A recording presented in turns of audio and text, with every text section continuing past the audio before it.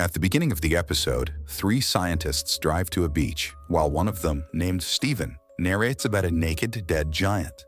The day before, a massive storm had hit the sea, which washed up a dead body of a giant to the shore. The surprised local fishermen contacted the officials, who at first refused to believe such atrocious news. But as people began to visit the beach and return home with crazy stories, the scientists decided to go see for themselves. And so, Steven and his colleagues, who thought that everyone was just bluffing about the dead giant, now stand before him. A crowd surrounds the corpse, scared to touch it before being absolutely sure that it's safe. Steven's colleagues guess that the man weighs somewhere around 80 tons. Steven narrates that the vast proportion of his features makes it difficult for them to figure out his age, but looking at the giant's defined nose and mouth, he believes that he had been a young man with a modest temper. The three go around the giant's body, inspecting him. Steven sees a pool of water that had been collected in the corpse's palm, where tiny fishes swim. Steven says that beyond the size of the giant, the simple fact that he exists surprises him the most. He compares the giant's existence to the crowd on the beach and concludes that they are just imperfect and puny copies of him.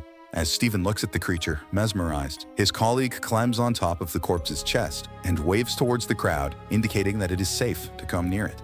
The people run towards him while cheering and climb up on top. Some of them comment that the body is rubbery and bouncy. Children start playing on his chest, trashing it with their shoes. Steven, however, doesn't touch or climb on it. He and his colleagues stare at the giant from afar while writing their notes. As time passes by, the people get enough of playing with the dead giant, and everyone returns home. After 3 days, Steven visits the beach again. Because of his growing interest in the giant, his facility assigns him the role of keeping tabs on it. Steven claims that he wasn't morbid about keeping an eye on a dead person because, for him, the giant was more alive than the people around him. He watches as kids play slide on the corpse's chest, and some workers plan to butcher his femur bone. The following day, Steven deliberately postponed his visit to the beach until late afternoon so that no one would be around. When he gets there, the corpse looks in bad form and has started to decay. A teenage girl sits comfortably on the giant's ear, using it as a chair. Steven notices that the giant's face has a much less youthful look than it had before. He assumes it is because of prolonged immersion in seawater and tumefaction of tissue. As a crab crawls out of the giant's mouth, the scientist claims that it won't be long until he decays fully. Steven finally gets the courage to set foot on the corpse. Atop his chest, he sees a sandcastle someone had built. Then, his other arm comes into view, showing us that half of it has already decayed, and whatever remained of it has been taken away by the people. Meanwhile, his cornea has become hazy and cloudy, which gives his eyes a whirlpool effect. Steven looks at them, saying that the giant's suffering is less tragic than this isolation that he is facing. The next time he visits the giant, both of his arms and one of his legs have decayed and been cut. Steven walks around, looking at the corpse, which has been vandalized by teens who spray paint insults on his body. He is reluctant to witness the end of the magnificent creature, but the insults make him feel that the creature is more human, because it seems more vulnerable to him now. When Steven comes to the beach the following day, he is almost relieved to see that the corpse's head has been removed. Birds eat its flesh as Steven watches it from afar. Without the head, the corpse looked less human, which reduces Steven's relationship with the corpse that he had formed. After that day, he doesn't visit the beach for a few weeks. On his next journey, he witnesses that any feature indicating that the corpse was once human has vanished. The only thing that remains is the decaying gut of the once magnificent creature. By now, the interest of the crowd in the giant has expired. Months later, after the giant's arrival has been forgotten, various pieces of his body can be seen around town, especially his bones, which are used as decorations.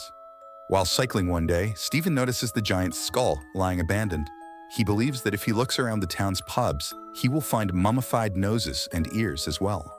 According to Steven, these decorations convey the giant's greatness, better than Steven's memory of his bloated and decaying appendages.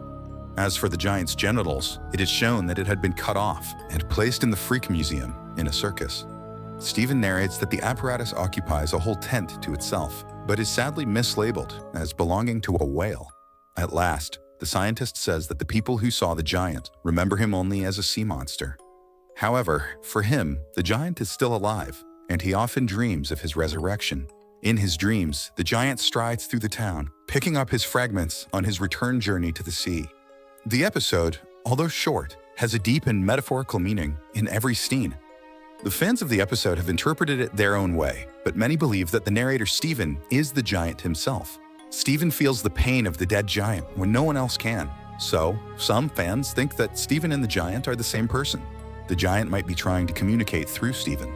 Moreover, the way Stephen describes several stages of the decaying of the corpse in such detail makes one wonder if he is the one going through the stages.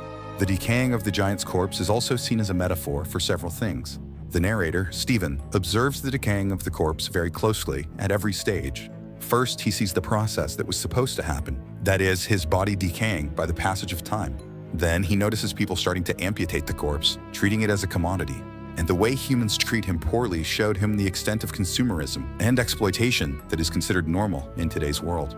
As the story progresses, Stephen begins to question what it means to be human, and when do we decide that we have lost humanity?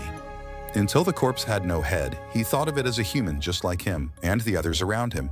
In fact, he believed that the giant was more of a human than tiny creatures like himself. However, after Stephen's sympathy towards the giant dropped, when he saw him only as a mass of flesh. Throughout the episode, we do not know who the giant is or where he came from. Rather, the drowned giant focuses more on the contrast of Stephen and other people's feelings towards the giant. In the book itself, J.G. Ballard concludes with the detail about the giant's appendage being displayed in a circus. This is to emphasize how much the giant was humiliated, even though he possessed a greater existence than them all. It also denotes human superficial and exploitative nature. Moreover, his genitals were labeled to be of a whale's, and his bones were mere decorations for the people. Here, it is clear that the giant has been completely stripped of his humanity. However, Stephen describes the genitals and decorated bones as the only things that convey how magnificent of a being the giant was. Although he loves and remembers the creature more than anyone else, he believes that his memory of his decaying body would have never conveyed his greatness the way his preserved body parts do. The giant was just a myth before being washed up to the shore. People experienced his arrival for a short while, but forgot about him soon, turning his existence into a myth once again. We humans, like the giant, will someday fade away and remain only in the memories of the people we met. But eventually, those memories will fade as well, and we simply cease to exist. Whew, boy, that got dark. Subscribe for more videos like this, turn on notifications, and leave a like to help the channel out. Thank you for watching.